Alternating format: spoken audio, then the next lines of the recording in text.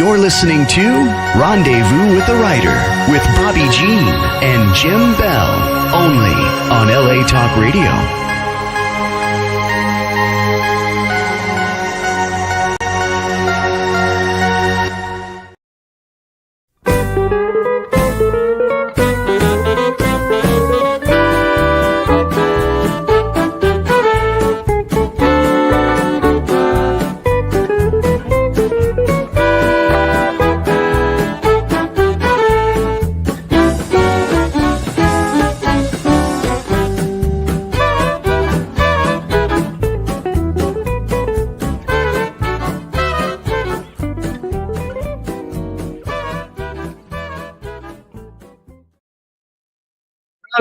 Welcome to Rendezvous with the Writer, where readers and writers meet, and story is everything. We're your hosts tonight, Jim and Bobbi Bell. You just been listening to Hot Texas with the Hot Texas Swing Band. Our friend Alex Dormont. Yes. Yeah. Welcome to episode 160. We are so delighted that you are with us tonight, whether you are with us live or you catch this later on LA Talk Radio Facebook page, Rendezvous with the Writer Facebook page, LA Talk Radio website, or YouTube. We're just delighted that you're with us. Hey, Jim, where are we broadcasting from tonight? We're in a different place tonight. We're live from the Galaxy's Edge Bar on the space station Norma. We're about a light year away from the center of today's universe, which is Mars. Now, as you all know, 300 years ago, this great big meteor hit the Earth and blew it up. Now, that's the real Big Bang Theory. And joining us tonight for this special broadcast is Henry C. Park, who is with us always the first Thursday of the month, and Richard Polinelli, the author of the book that we'll be speaking about tonight, which I already held up to the camera, of all the gin joints in the universe. Welcome, Henry and Richard. That has to be the greatest intro to any podcast I've ever been a guest on, right there, Jim. I love it. That was terrific. Yes, it was. Well done. Very well done. It is so fun to have you both with us. Jim and I were saying all week as we prepared for tonight, it's like old home week. It's old home week. So, Henry, where are you joining us from tonight?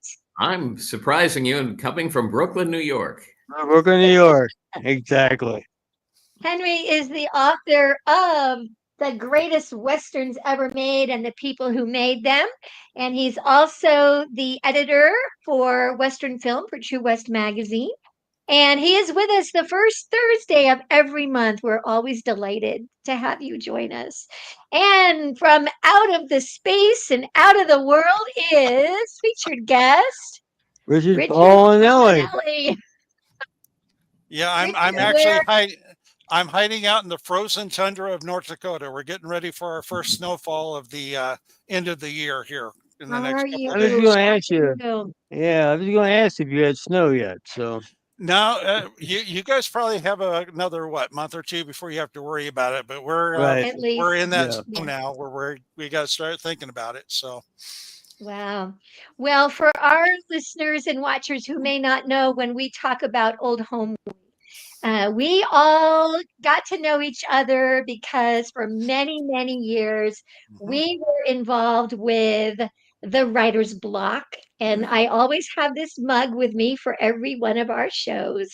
And Richard and Henry, again, delighted to have you with us. It is like Old Home Week because we were together for so many years in this same time slot on LA Talk Radio. And Richard, is there anything you'd like to comment about that sweet time we had together? It's there. You and I were talking earlier this week, and there are times on Thursdays, and especially today, where I will catch myself at about the time that I would be starting to get ready, because the routine for me was to drive over to Jim's house because we lived in the same town, and then he and I would drive in to the studio, and we kind of talk about what we were going to be doing, and there's all the shows we did, all the crazy things that happened on the show, behind the scenes, out in the waiting areas. Um, Mm. some of the guests that would come out of the other studio while they were broadcasting their show. So there are times when I think back on that, and you miss those days. But things happen, and you have to make changes and whatnot. But yeah, um, uh, a lot of great memories attached to Thursday night at this time. Yeah, yeah. And Henry, you were along for the ride for almost from the beginning, the first Thursday of every month, I think. That's Do you have any favorite memory or anything you'd like to share about this special broadcast we all did together? just it was always so much fun, and of course, Jim Christina was such a fun guy and so good on his feet. He could react so beautifully. I really admired that about him. It was always Yeah. You, yeah. you remind me. Well, we're going to talk about this. Bring it up a couple minutes later, but this is fine. We had a lot of goings on there in that studio, and there were other radio podcasts going on at the same time. And the only one I remember for sure that I thought was kind of interesting was we had Amber Lynn, the porn actress, right next to us, Yes. and people that would come in, and she interviewed a lot of people, and the people that would come in, well, some of them were a little strange, and maybe the strangest Some, thing was how they were. some, Some of them were normal. few, You know, very Okay, few, paranormal. very few. Oh man. Yeah, I mean, I was you telling know, Bobby they would come. Some of the people would walk out, and they were from the '70s when they were at their right. height, and they were still dressing like they were in the '70s, and they shouldn't be out dressed like that anymore. So yeah, I mean, there was some crazy stuff that would walk out of that studio sometimes, but Jim and I would catch Yeah. ourselves if we ever had video like we do now. Some of the facial expressions on us would have been gold because we'd be like talking, we're like Looking like out the that, window, right? and yeah, you'd struggle to keep your show going because you're trying not to react to what you're seeing out the window. So yeah, some Yeah, I strange think things. you guys got a couple pictures with her, didn't you? Oh, I think I so. think so. Yeah, Yeah, They were on the wall, that was that wonderful wall that Sam, yeah, who's I'm sure listening to our memories, that was that great wall with lots of photos of people yeah, who had been hosts or hosts with guests. It was always fun. It was fun to be live in the studio. And yeah, this is as close as we can get to being live in the studio. At least these days we yeah, can see each other, so we can't cut each other off, like yeah. could happen on Skype or whatever. We can, it's like being in the studio. I But we think just want to yeah, go ahead. No, go ahead, I was Richard. going to say my favorite memory of all time of the show Mm. was we used to open the show and we would tell the guests we're going to open with a couple of on-air commercials. So you're on, so don't say anything until we come to you.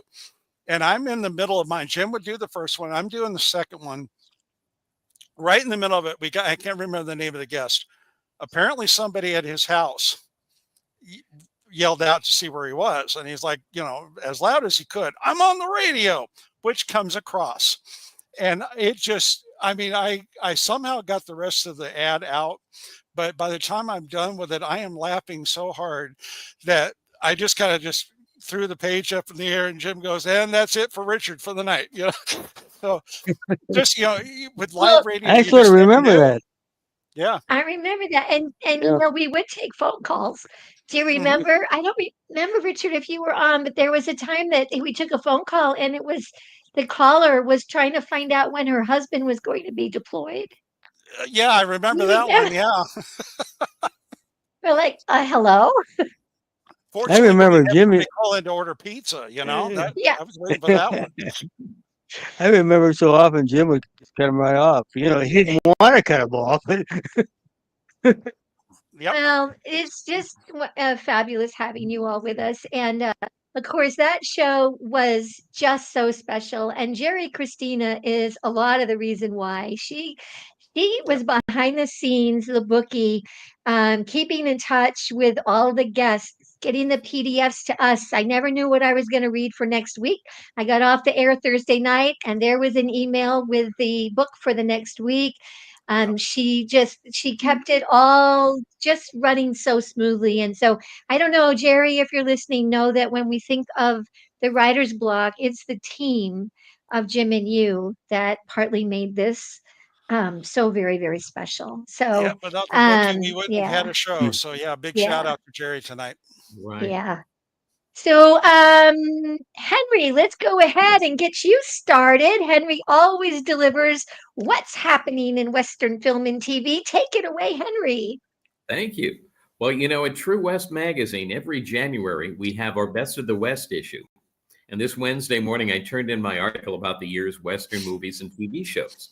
The movie business is changing so quickly. In 2024, we had just 2 Westerns in theaters, Costner's Horizon Chapter 1 and The Thicket. This year, how many? 0. 0 Westerns in theaters. Depending on how strict you are in your definition, there are between 35 and 40 new Westerns this year. And aside from 1-week runs for Oscar eligibility, they went straight to streaming. And the irony is no genre of movie benefits more from a big screen than a Western. I was just in North Dakota, like someone who is right now, for the season 2 premiere of Elkhorn, the INSP series about Teddy Roosevelt's early years. And to see that beautiful image on a theater screen was a revelation.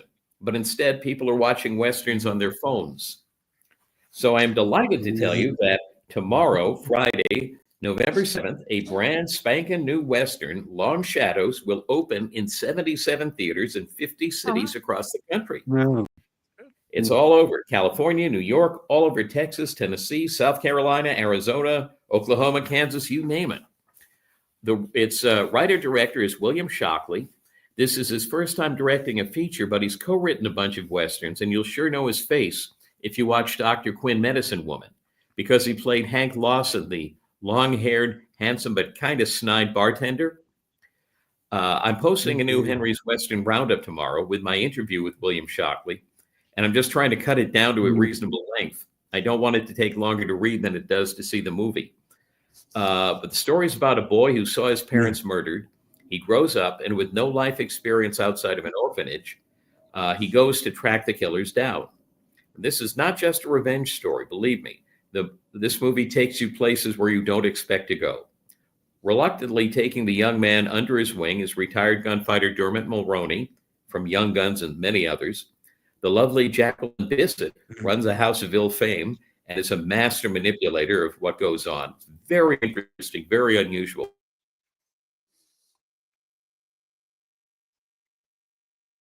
Do you have more, Henry? Did we My just lose you sisters, for a moment?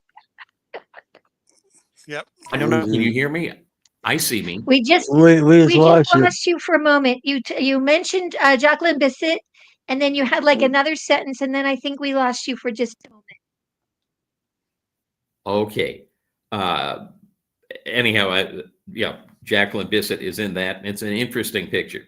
And coming for a limited theatrical release in December is Eastern Western, directed by sisters Biljana and Miriam Rosdanova. They were born in Bulgaria, and they wanted to tell the story about coming to America from Eastern Europe. Their film is about a widower from Bosnia and Herzegovina trying to raise his young son. It's shot mostly in Montana and a little bit in Bosnia. It's very naturalistic. The cast is all non-actors, and the plot was worked out as they went along, but it's very good. Coming December 5th is Frontier Crucible from the producer of Bone Tomahawk, Dallas Saunier, and the director who made 12 Westerns in 12 months, Travis Mills. It's a very exciting film that's reminiscent of the suspenseful Bud Bedecker, Randolph Scott films. Newcomer Miles Clohessy is a former soldier who knows his way through Apache country. He's on his way to deliver desperately needed medical supplies to a town when he comes upon the survivors of an Apache attack, including a beautiful woman, Mary Strictly, her wounded husband, and men that he can't just abandon but doesn't trust either. It's a really interesting cast mix with the talented newcomers, plus stars like William H. Macy, Thomas Jane as a villain instead of a hero, and it features the screen return of Armie Hammer. It's really tough, old school, heroic type stuff. And I don't know an exact release date, but there's a new Western from the great cult pop punk Western filmmaker Alex Cox, who brought you Repo Man, Straight to Hell, and Tombstone Rashomon. This one is called Dead Souls, and he stars as well as directs as a mysterious Mr. Strindler who travels from town to town buying the names of dead Mexicans. He co-wrote it with the great spaghetti western star Gianni Garco, who starred in films like If You Meet Sartana, Pray for Your Death. He was actually going to star, but he's 90 and it's a lot to ask of him at this point. It's a really enjoyable, quirky Western shot at the Mescal Movie Ranch near Tucson and on the For a Few Dollars More Street in Spain. You know, I always ask people, what's your next project? And when I asked Alex Cox, he said, my next project is I have to make 750 DVDs and Blu-rays, sign them and mail them out to Kickstarter backers before Christmas. It's at least the third movie he's financed through Kickstarter, which I find amazing. And please check out the November True West with my article, Val Kilmer. Article on Val Kilmer, right? Yes. Yeah. Yes. And that's right. In his about the making of Tombstone from the point of view of costume designer Joseph Porro, who really deserved an Oscar for that one. And you can read all about this and so much more at Henry's Western Roundup. Let's ask a question. Well, okay. Can we? Well, I'm looking at Yes. time. Sure. Go ahead. Ask a question. You know, Henry, it seems like more and more Westerns are being made out of this country. In Europe, I think they're made in the Far East. It seems like a lot of people are jumping on Westerns. I know they may not be big blockbuster release type things, but it seems like a lot of this filming is going on all over the world. Yeah, it absolutely is. In fact, that's Alex Cox was telling me the reason that he didn't shoot his whole film, Dead Souls, in Spain was that at the same time that he was trying to book space in the Spanish Western towns that they have, there was a Dutch, a German, and a French Western all shooting there. So, yeah, it is funny. Whatever country it is, they usually end up either here or in Spain. But there are a lot of different countries producing them. But I'm glad the Bulgarian girls came here, which is where they live. They live in Brooklyn, I should mention. Yeah, do they? Your hometown. I got neighbors in the industry all over the place. Well, Henry, thank you so much for delivering the latest news. We are going to take a very quick step away to take a word from our sponsors, Blue Cottage Agency and Clicks by Madison. If you're a writer, listen closely. And when we come back, we will be in outer space with our featured guest, Richard Polinelli. Don't go away. We'll be right back. Authors, welcome home. Every author needs a website, a home base for their brand. Professionally showcase your books and brand with a custom website landing page starting at $369. BlueBookshelf.com. It's a great feeling to be home. Contact the Blue Cottage team today to get started. Welcome back. Welcome back to Rendezvous with a Writer. And we're talking with Henry C. Park, and we're talking with Richard Polinelli. Yeah, we're going to go out in outer space, aren't we? We're in outer space, yeah, with Richard. Always outer space. Why don't you go ahead? We're going to kind of get to know Richard in this little short segment. Would you go ahead and give us a little of his bio? Oh, his bio. I think we got it here someplace. Tonight's featured guest, Richard Paulinelli, began his writing journey as a freelance writer in 1984 and gained his first fiction credit, serving as the head writer for the first two issues of Elite Comics' sci-fi fantasy series, Sea Dragon. After nearly a quarter of a century in the newspaper field, Richard retired as award-winning sports writer and returned to his fiction writing roots. Since then, he has written several award-winning novels, two nonfiction sports books, and has appeared in dozens of anthologies. He served as a co-host on LA's Talk Radio Writers Block from 2016 to 2022, and is a co-founding publisher of Tuscany Books. And as we talked before, he resides in the frozen tundra of North Dakota. Welcome, Richard.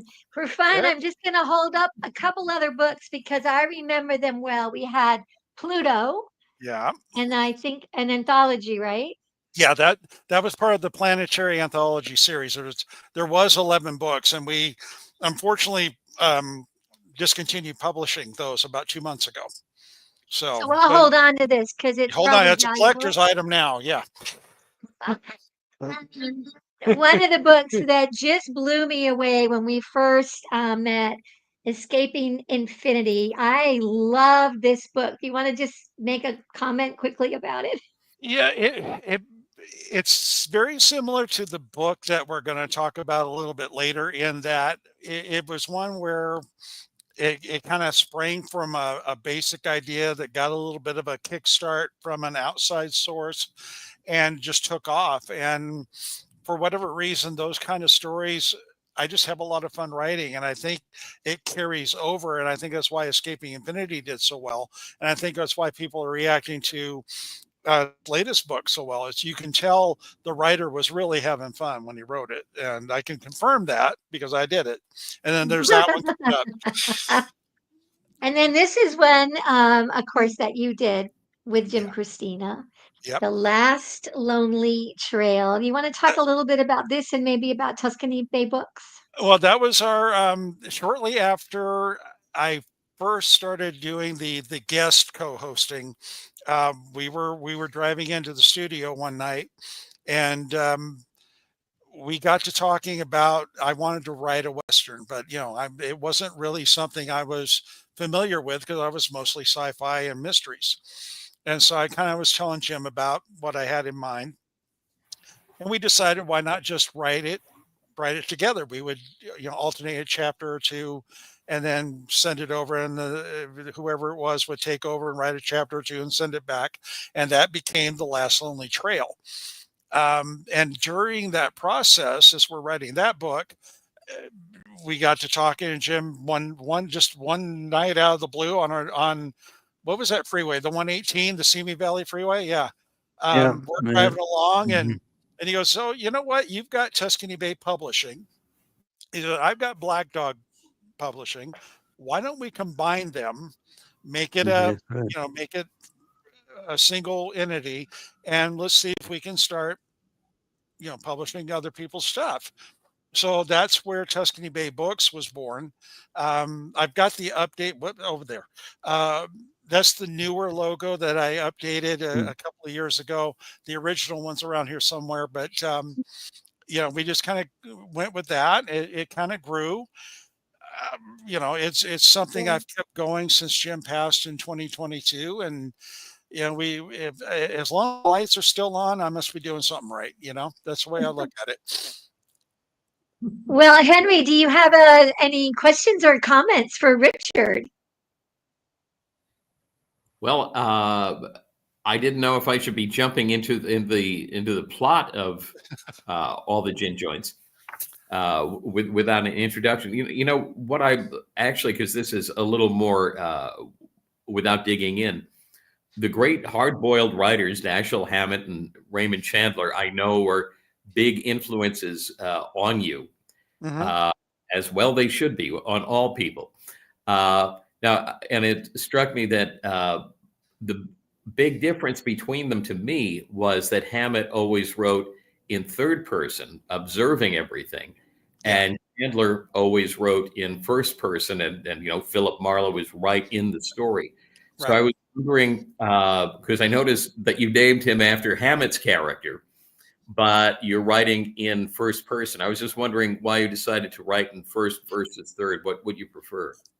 Um, it just kind of naturally, as I was laying it out, and we'll get into the crazy insanity of creating this thing in the first place. But Mhm. growing up, I watched all the films, the Maltese Falcon, The Big Sleep, that whole era of Hollywood films. For whatever reason, really, I was drawn to at an early age, and I've read some of the, you mentioned Chandler and Hammett.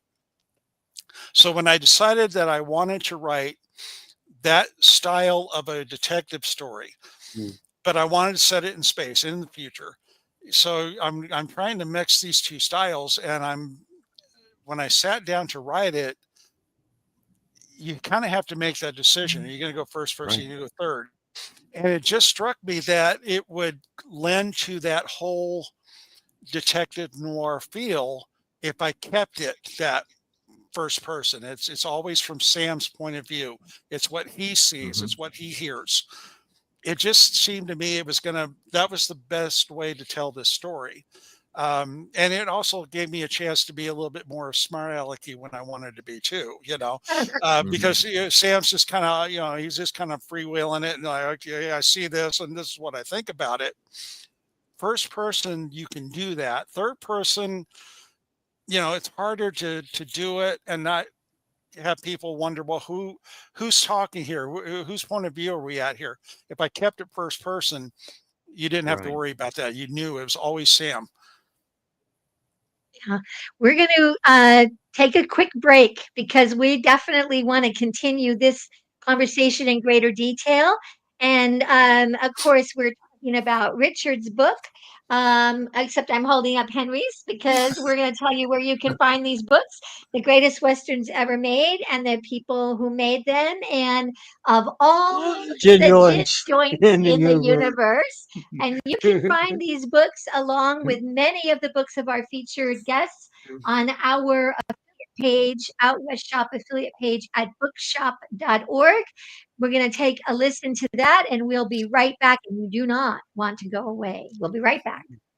Story is everything. Find a great one on Out West Shop's bookshop. Go to outwestshop.com, find books and CDs on the menu, choose Shop Out West on bookshop.org. Browse through featured authors on Rendezvous with a Writer. Explore curated book lists and our featured picks. Add in note cards, calendars, and jigsaw puzzles. One-stop shopping for great gifts. Use the search box to find thousands more titles. Make the switch. Your purchase supports us as independent booksellers. That's our story. Welcome back to Rendezvous with the Writer. We're talking with Henry C. Park, and we're talking with Richard Palinelli, and we're particularly talking right now of all 10 joints in the universe. How did you Every time I see this, how did you decide to put a old time detective sleuth in a sci-fi setting? Well, that kind of came from, like I mentioned earlier, just all that detective noir genre that I had Yeah. watched as a kid. I always wanted to write that, but I to be honest with you, I think it's been written. Everybody, that all the great writers have done it. There's no way I can come in and even hope to compete with that. And being a sci-fi novelist primarily, I just figured, it might be a great way to do it, but set it in the future, set it in space, have him kind of be that 1940s detective style person, off in the high tech world that he's going to be in the future. So it was just, I just wanted to do it. Never really figured out how I wanted to do it. So it was one of those projects that sits in a file folder on the computer and kind of stews back in the back of the brain for a while. And, there was I don't know if you want to get into this part of it, but sure. there was a Yep. conversation I was having with another author online. She's a relatively new author. Her name is Natasha Carter. And if you've read the book, you're like, hey, wait a minute. That's the name of the lead female character. And I'll explain how that happened. But she is a relatively new author. Met her a couple of years ago on Twitter and read her first book and helped her promote it. And she's got her fourth book coming out next month, if I remember right. But she's a great author, and she likes to do these posts every once in a while where she'll just throw a random thought out just to see what happens. Watch the ripples, you know. So if you go into your conversations with her knowing that you are going to be okay and you kind of have fun with it too. But the one that she did was, I'm only here to steal your soul. Okay. So I, Wow. being the smart aleck that I am, go, with some women, it's worth the price. And that, whatever reason, clicked and hit the two correct brain cells together. And I just immediately thought that's a great way to introduce the femme fatale in this book I'm trying to write. So I'm going to jot this down before I forget it. So I jot it down.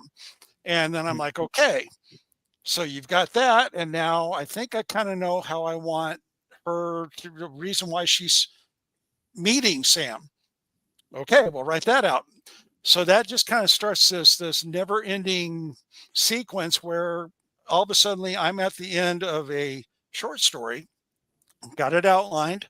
I'm thinking, okay, I'll just write this, get it over with, get it out of my head. It's done. I can put it, I've got a series of short stories that I call Dreams as a Storyteller. I'm going to add it to that and move on. But as I'm looking at this, I go, that's a great place to end the first one. But if you keep going, you could do this. Okay, that's cool. There's a second one. But if you keep going, you got this. And now I've got 3. And before I knew it, I had 6 short stories outlined at 10,000 words each. I've got a novel. So I'm like, fine, it's a book. Now it's a book. I'll make it a full-fledged novel. And I figured I'm just going to write it and get it, just get it done. But as I'm naming the characters, coming up with the places and everything, I can't come up with the name for the lead female, no matter what I do. So I finally hop on. I reach out to Natasha, and that is her pen name, by the way, if anybody wants to know. So I email her and I go, look, I know it's your pen name, but since this is partially your fault that I'm writing this thing, would you mind if I use your name as the character's name? And she said yes. And I just started writing it. And I think I mentioned this earlier. The last time I had as much fun writing a book was Escaping Infinity. And the books I've written since then, I'm proud of them. I gave them everything I had in them. I'm happy with the way they turned out. But for whatever reason, these 2 books were the ones that they were just joy to write. It wasn't work at any time, even the editing part of it. It was just pure joy. Yeah. That's how this insanity came to be. It's Natasha, her big mouth. We think it's a great story, Yeah. And I thought, as you were talking, did you have a beginning and ending in mind, or did you just kind of build the story as you went along? Because I guess you said you had several short stories, Yeah. so you just kind of really just put them together, and that was kind of how you got the storyline.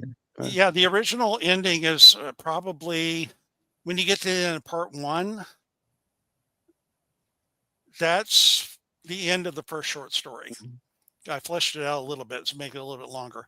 But when I decided it was going to be 6, I had the basic concepts down, but there was a lot of things that were adjusted as I went. And that's, just the way that it works. The epilogue, there's a sequence of events that I hadn't planned on putting in until I got to, there's a scene with a gentleman who's traveling through the space station and checks out the services at Mama Cat's. We'll leave it at that. But it was writing that, and I got that done, and that's when the idea hit. Well, why not toward the end, after all the dust settles, why don't we just bring this character back?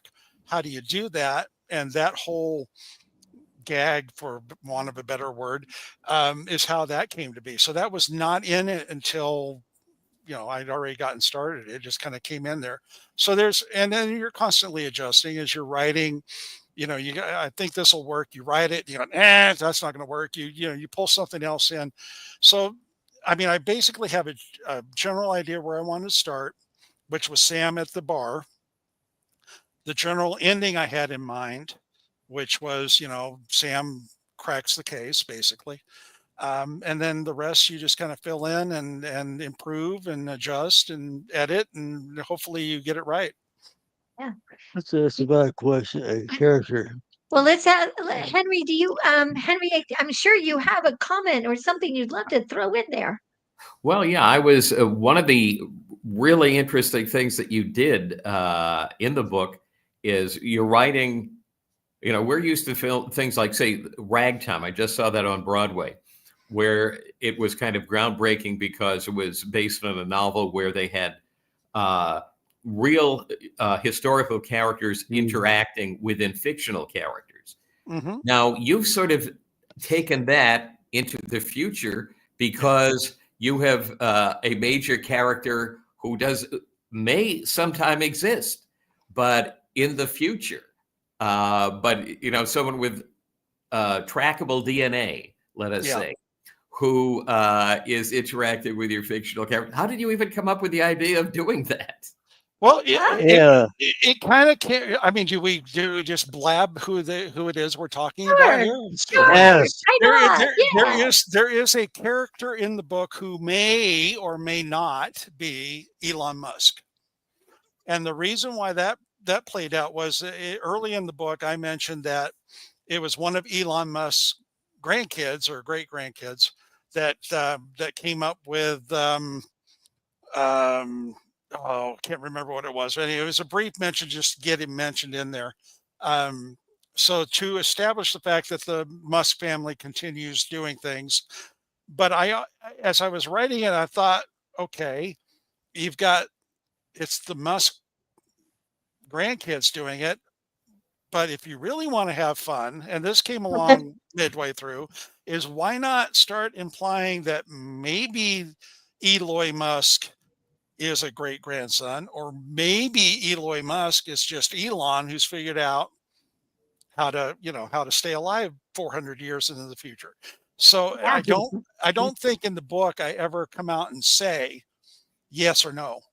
I'm going to let the reader decide. It's a teaser. Yeah. It's a teaser. I'll let you come up with the theory and prove your theory on why it is or is not. So it's kind of implied. But if anybody could figure that out, I would probably put my money on Elon Musk to do it. So that just kind of worked its way in. And, the reason why I picked Elon was some things we're going to talk about later is the ICOMs, the Halo device. These were all things that were created by Elon Musk. And the reason why I went that way is we have the Neuralink that's out now, where you have something implanted in somebody's head interacting with the computer. And my thought was, at what point do we get worried that could be used for ill purposes, which is what kind of drove the creation of the Halo device in my story. It's kind of hey, maybe we should be looking a little closer at this kind of technology. And then the Halo is there to be shown why we should, because it can be misused and how, Right. So it's just kind of a cautionary tale I threw into the mix. You think he's gonna get a phone call from a guy by the name of Elon? Yeah, and say, here's my thought on this. He's gonna call him and say, "Let's make a movie. Let's make a movie." I could see Elon, if he reads the book, he'll either really love it or he'll really hate it. Right. And, we'll see. But you'll find out because he'll send the brainwaves right to you. He won't call. There you go. Yeah.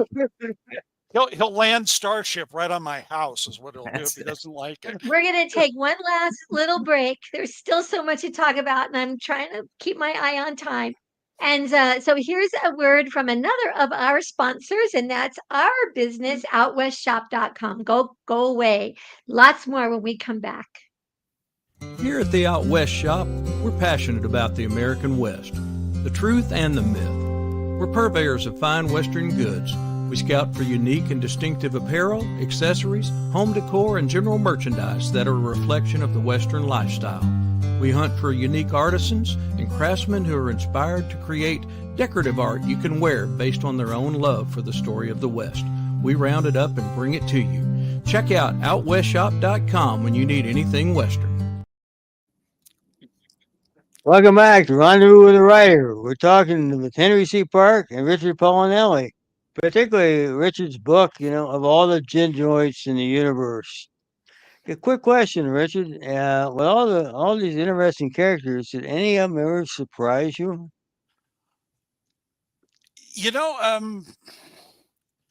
Probably one of Mama Cat's ladies. Okay. Veronica would be the one Veronica, that probably surprises me. I didn't really plan on her becoming the character she became.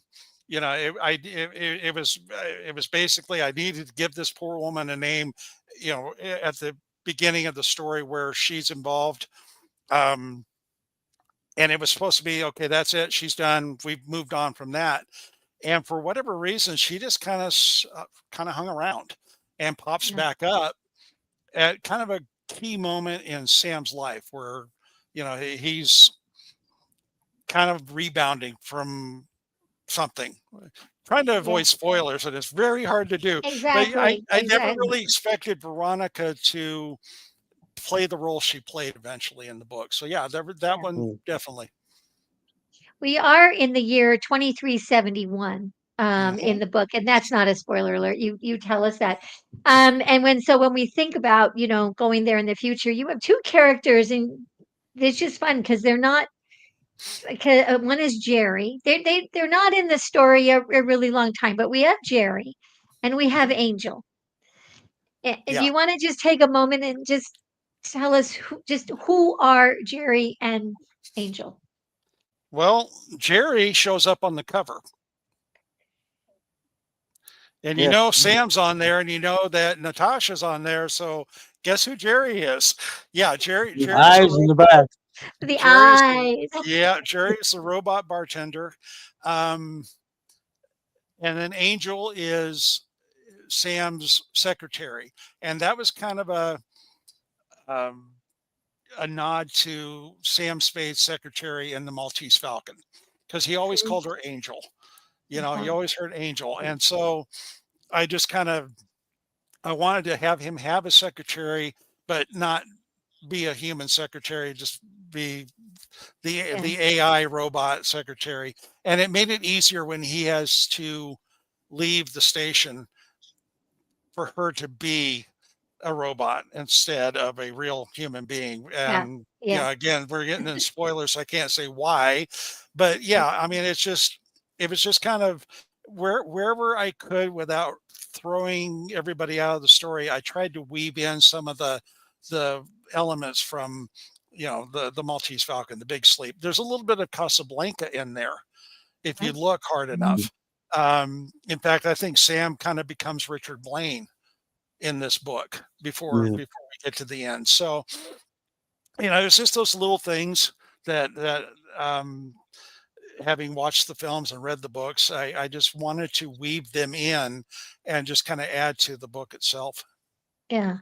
I think as readers, we found this a great romp, and that even though it's set in the future, we could totally follow it. What people wear hasn't changed a lot. They're flying to different spaces within the galaxy, but there's nothing. It feels very comfortable. I mean, it feels like we're not having to learn a new language. We're not having to learn where things are. You explain it, and okay, we're going to fly here to there, and so the fact that he's in a fedora and a trench coat, we meet her in the typical sort of femme fatale dress, I think, to go in the future and yet still have things that just feel so comfortable for the reader. What do you think, Henry? Did you feel that way?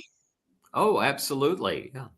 It really is a very, very nice, smooth mix of sci-fi and mystery. Well, Really that was catch kind of that. that's Yeah. kind of what I was shooting for, and that's the reason why you don't have aliens in the book. Hmm. I kept it where the human race is it, but that's all. That's all we've populated the galaxy, but we're the only ones out there. It's And us it and was robots. Yeah. yeah, us and robots, but we have robots today, so it just I didn't want to go too sci-fi because I didn't want to lose that Detective Noir feel, and that was a kind of a balancing act throughout the book. And from what I'm hearing from people, I managed to thread that needle, so I'll take that. Just a quick comment about our protagonist Sam. You know, he in a way he's a typical gumshoe, but in your story, he's a lot more intelligent than the average gumshoe Yeah, because he solves a lot of problems for the folks here near the end. yeah, Yeah, and a lot of technically, he's just right on. Yeah. yeah, a lot of that because he used to work for Galactic Justice, and that is the I guess the FBI of the future is, but they law enforcement for the entire galaxy. So you have to be able to be up on the tech and be able to fly a ship and be able to hack a computer, be able to operate the Halo device, which we really haven't got into too much. That's a complicated device to use, especially for what it's being used for. It's you're if a person is convicted of a crime, you're erasing their entire personality, history, and memories, and then implanting a completely new person into that body.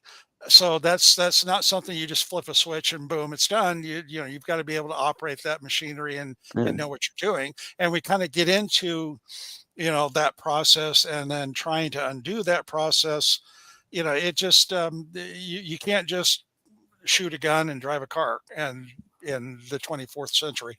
Mhm. So, listeners and watchers, I am looking at time. You have got to read this book. So, Richard, very quickly, where can people find you, follow you, and pick up your book?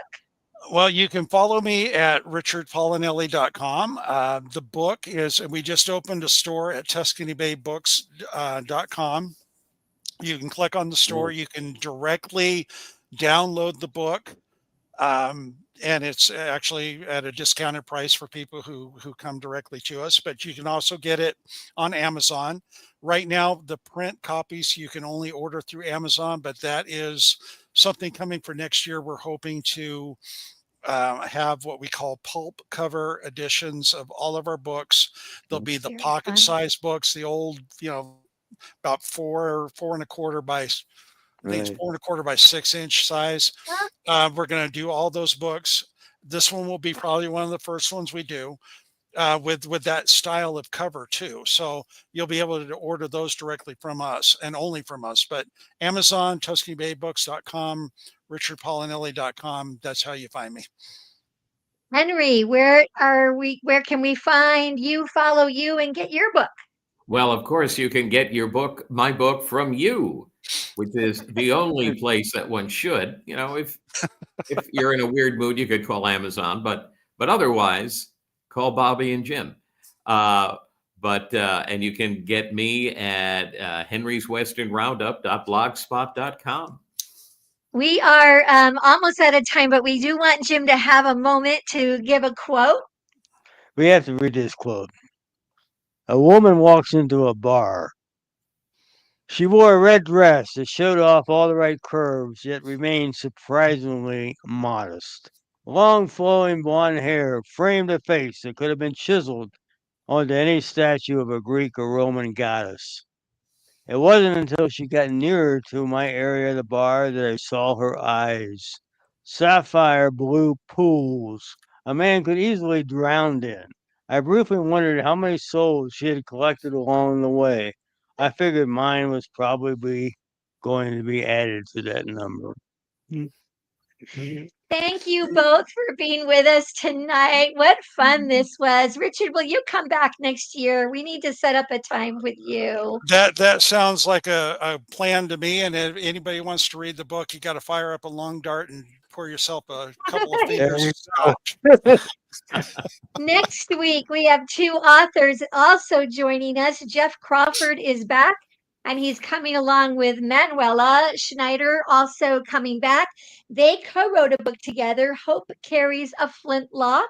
And Manuela just walked away with a whole bunch of film awards at the Wild Bunch Film Festival and the Will Rogers Medallion Awards. And she is prolific. We'll be also talking about her book, Tombstone Silver, and Restless Souls and Haunted Places. So come on back and see us next week. Do you have a final comment? And so, as we always say, it's always a great day out west. Keep Keep writing. writing. We'll keep Keep reading. reading. We'll see you down the trail. Good night, everybody. Thanks, guys. Bye.